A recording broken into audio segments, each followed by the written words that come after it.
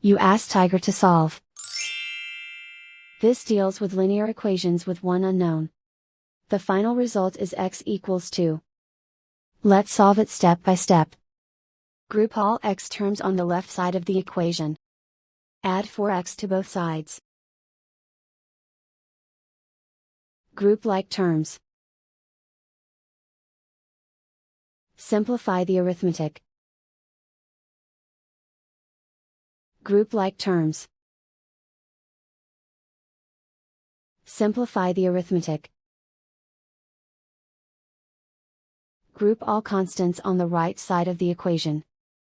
Subtract 1 from both sides. Simplify the arithmetic.